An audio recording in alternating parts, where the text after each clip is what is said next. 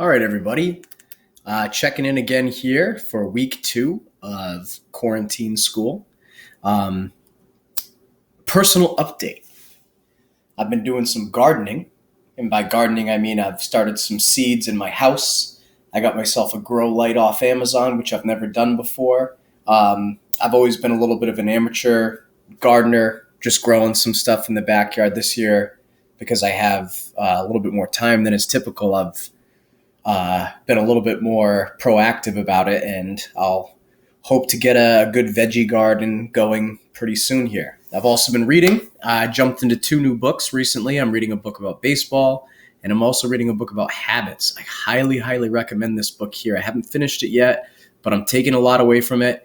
It's really interesting to think about some of the bad habits that we have and how easy they are to be reinforced, and some of the good habits that we'd like to form, but the lack of ability that we have around that is something that I've never really taken a lot of time to think about. All right, so what am I missing? I am really missing my routines, and I am seriously missing each of you guys. But without weighing on the negative, we all have little things that we're missing, some bigger than others.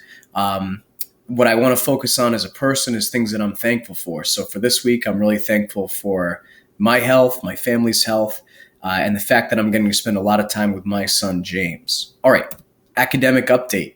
Awesome job last week. Out of 130 students, I believe 126 of you have turned in your week 1 remote learning materials, which is outstanding.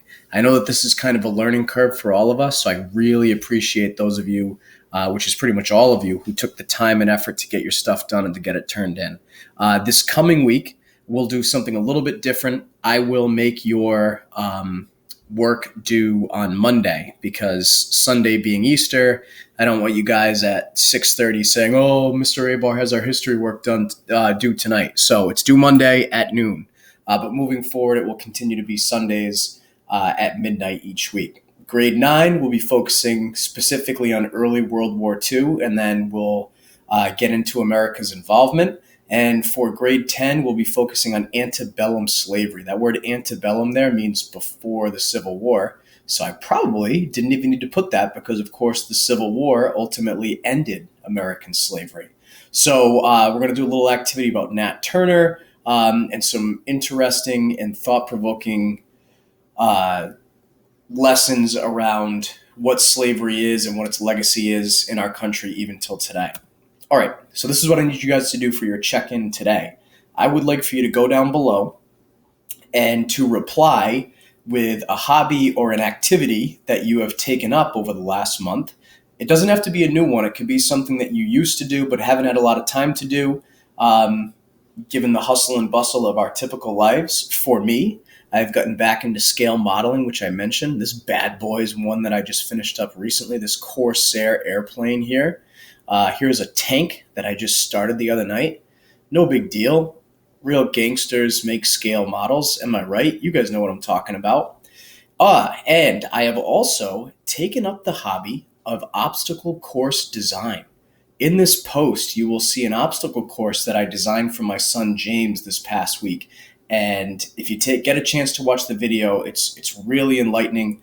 And I'm a little worried in terms of what my future holds. When we do get back to school, I'm not sure if I'm going to be able to go back and just be a normal teacher. Now that I've really seen my calling as an obstacle course designer, I think I might submit my resume to somebody like Tough Mudder or the Spartan Races to see if they might hire me on to build obstacle courses like the ones that you will see in those 2 videos. All right, here's my closing thought for this week.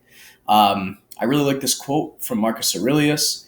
These are trying times, and I know a lot of you are anxious, depressed, and I just read an article talking about how we might all be experiencing a little bit of grief about the loss of our daily routines and the norms that we expect.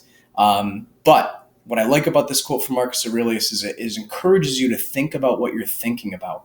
And if you try to, I know it sounds overly simplified, if you try to focus on those things that you can be thankful for, it will make this experience that much easier. There's a lot of opportunity